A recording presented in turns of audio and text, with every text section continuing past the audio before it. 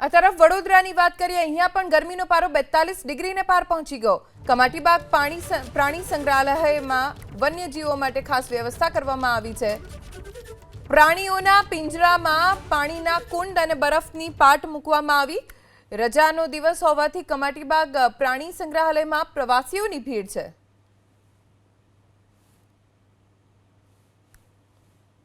વડોદરામાં કાળઝાળ ગરમી છે। અત્યારે 42 થી 43 ડિગ્રી તાપમાન થઈ ગયું છે, પરંતુ નજારો જોઈ શકો છો કેમ કે રવિવારનો દિવસ છે અને અત્યારે હું સયાજીબાગ ઝૂમાં છું। સહેલાણીઓ ખૂબ જ મોટી સંખ્યામાં આવ્યા છે, બાળકો પણ છે, મહિલાઓ સાથે તમામ પરિજનો અહીંયા પહોંચ્યા છે। પ્રાણી સંગ્રહાલય ખાતે અત્યારે આપણે છીએ સયાજીબાગમાં, અને જે તાપમાં પણ જોવા આવ્યા છે એવું બહેન કહે છે। સારું, આપ જોઈ શકો છો ખૂબ મોટી સંખ્યામાં જે અહીંયા સહેલાણીઓ પર્યટકો પહોંચ્યા છે, કેમ કે વડોદરાના ઝૂની અંદર સફેદ વાઘની જોડી લાવવામાં આવી છે। કેમેરામેન પરેશભાઈ ધોળકિયા જો શક્ય હોય તો, કેમ કે ઘણું દૂર છે પરંતુ બતાવવાનો પ્રયાસ કરશે। અત્યારે ગરમીનો પ્રકોપ એ રીતે છે કે અત્યારે વાઘ બિલકુલ છાયાની નીચે અંદર બેઠો છે।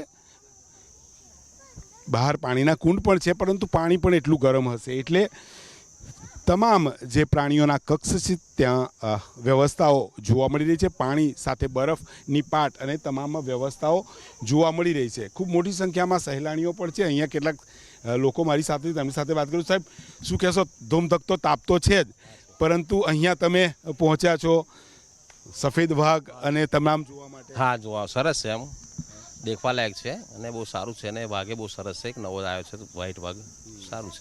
ગરમીને લઈને શું કહેશો? કેમ કે 42-43 હા, ગરમી તો છે જ, ગરમી તો છે જ, ને પ્રોબ્લેમ છે ગરમીમાં, પણ તોય લોકો ઘણા બધા જોવા માટે આવેલા છે। સહેલાણીઓ પહોંચી રહ્યા છે, જોઈ શકો છો। ખૂબ જ સુંદર રીતે ગરમી ના લાગે એવી તૈયારીઓ સાથે અહીંયા પહોંચ્યા છે પરિજન। શું કહેશો?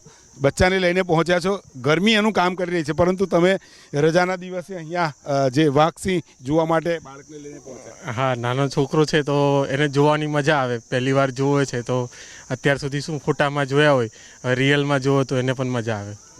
એને વિશેષ ટોપી પણ પહેરાવી દીધી છે, શું કહેશો ગરમીને લઈને? ગરમી ખૂબ જ વધારે છે, એટલા માટે થોડી કાળજી રાખવી જરૂરી છે।